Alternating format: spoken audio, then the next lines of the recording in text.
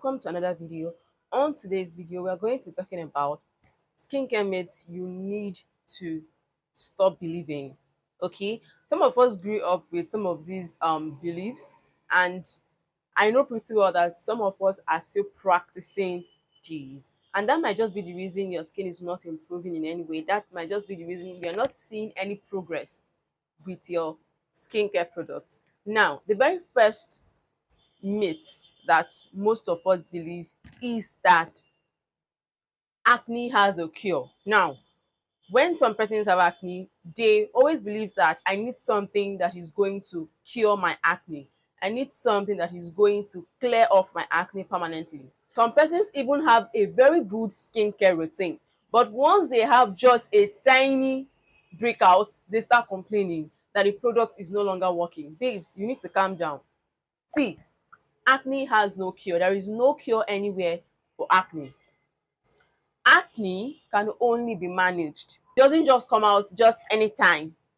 Do you understand? And then even when you break out, you don't break out as much as you used to break out. That is what we mean by that you have a good acne prone skincare routine.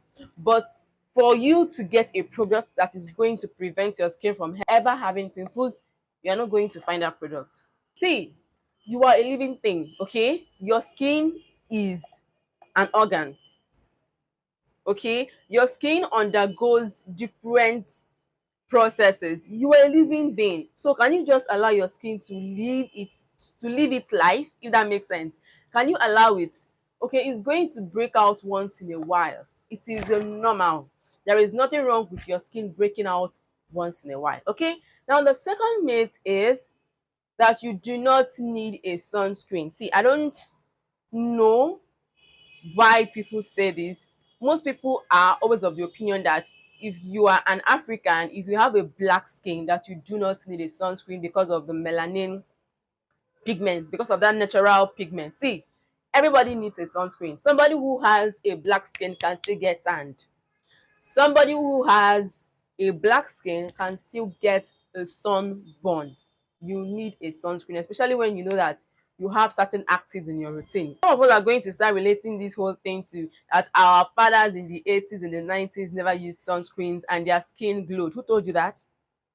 See, most of them, if not all of them, had tanned skins. Now, let me clear you. It is better you do not have any actives in your routine and not use a sunscreen. You'll still get tanned though, but it will not be as bad as someone who has actives in their routine and they're not using any sunscreen at all.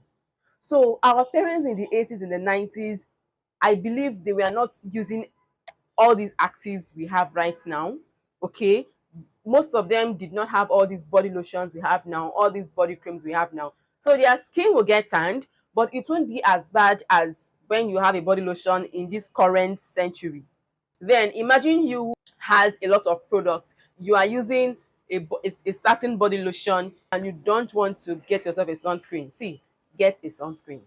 Now, the third point is that you exfoliating, that you need to rub that exfoliator like aggressively on your skin before it can be able to remove dead skin cells. Who told you that? It is not true, okay?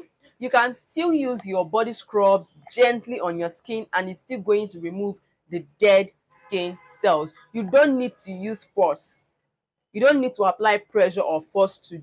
You can still romanticize that moment, still do it all gently, all calmly, all elegantly, and still get your dead skin cells off.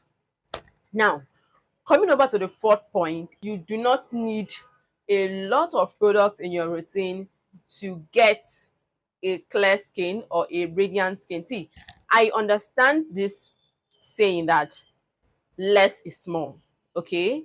That you should keep your skincare routine as simple as possible. Yes, it is true. But see, if you know you have hyperpigmentation, don't be doing less is more. You are going to spend money. I'm being sincere with you. See, this less is more. I feel like it is just for people who do not have major skin concerns. Then the less could be more. But you have hyperpigmentation, you are dealing with hyperpigmentation. See, you are going to spend money on actives. You are going to spend money on depigmenting ingredients. You might still not believe me, but I'm talking from experience. Okay? you are still going to spend money on actives. Like you are likely to have kojic acid, you are likely to have alpha arbutin, all spread out in different routines. Even salicylic acid. So you are going to spend money. If you know you are dealing with hyperpigmentation, dark spots, melas, you are going to spend money. So that less is more. I don't know what to tell you. People that say that oily skin do not need a moisturizer, please, I want to understand why you say this. Why do you always say that oily skin do not need a moisturizer? See, I want to tutor us on something. If you have an oily skin, it simply means that your skin produces a lot of oil, right? Now, let me clear us. The reason your skin produces this oil is because of those sebaceous glands, right? Now, it could also be that your skin is dehydrated. Yes, I have a video on oily dehydrated skin. Just go and watch that video. You are going to get a deeper understanding. Now, because your skin lacks water, because your skin lacks moisture, your sebaceous glands will be forced to do the job of hydrating your skin. Reason it is producing excess oil. But once you include hydrating ingredients into your routine, it will create a balance. Your sebaceous glands will not be triggered to produce excess oil anymore. Moisturizers, hydrating ingredients, it's not only for dry skin people. Please, you guys should stop this. It is not only for dry skin people. Even if, see, if you have an oily skin and you are still and you don't still have the funds to include certain actives into your routine, see, just do a gentle cleanser, that is a hydrating cleanser, a hydrating moisturizer, and a sunscreen for now. That is hydration. Okay, just do these three. Then with time you can then start including salicylic acid and some other depigmenting ingredients. This should be point number 6 or 7. If you know you use makeup wipes to remove your makeup after the day's activities, can you come to the comment section and tell me why you still do that? Like, why you use your makeup wipes and that is it? Some of you use the makeup wipes and you go straight to the bed. You won't even bother to wash your face anymore. Why? Like, make me understand why you still do this in this era. Why? See, makeup wipes is not going to remove all that makeup. Nah, it is not. That is why there is something called double cleansing, where you use a cleansing oil or a cleansing balm or even a micellar water first on your skin before you go in with your regular face wash. Right? So can you please stop using makeup wipes? This makeup wipes is not going to get into your pores to remove that makeup that must have penetrated into your pores, that must have clogged your pores. It will not do that. And don't you also notice that when you use your makeup wipes, that you always use it in a very aggressive manner? Like, there is no way you are going to be using that makeup wipes gently on your skin, because you are forcing, like, you are applying pressure on your skin, and it's not supposed to be so. So stop using makeup wipes. Get you a cleansing oil, cleansing balm, or a micellar water. Okay, coming over to the very next point.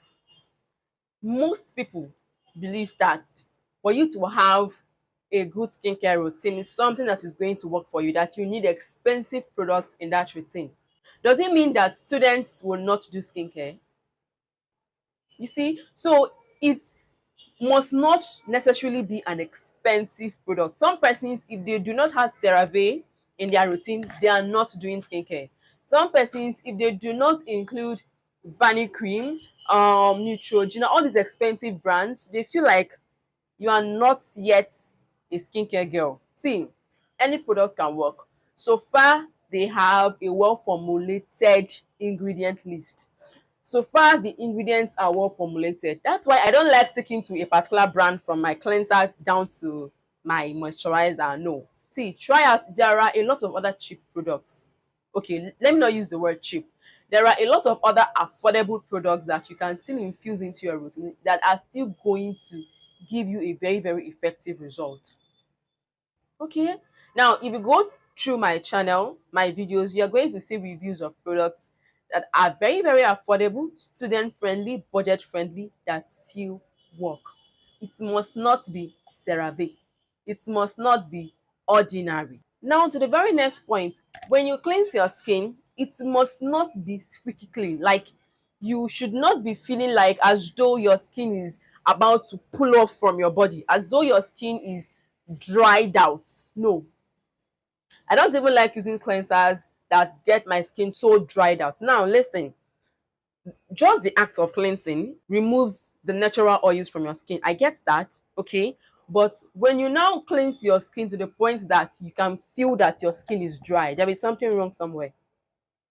Okay, it is either coming from your cleanser, maybe your cleanser is not the right cleanser for your skin, or you are actually over cleansing your skin.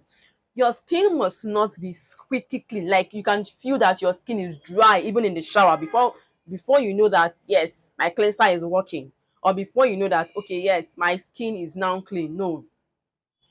See, you can still use a cleanser and your face will still be very, very soft and moisturized even in the shower. Your skin must not feel that dryness before you know that it is clean. So if you are using any cleanser that gives you that drying effect, see, stop. It is actually removing a lot of natural oils from your skin and you don't need that.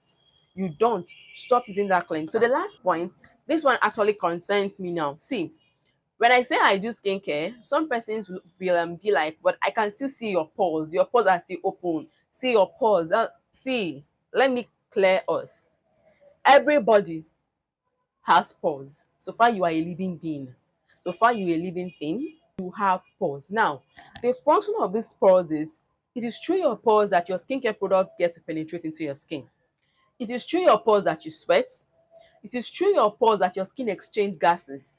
So there is no way your pores are going to get sealed, or that is why I don't even believe in all this glass skin, because glass as an object does not have pores, and like a glass is so smooth you can't even feel any pores. But see, a skin has pores and is likely to have a little texture to it.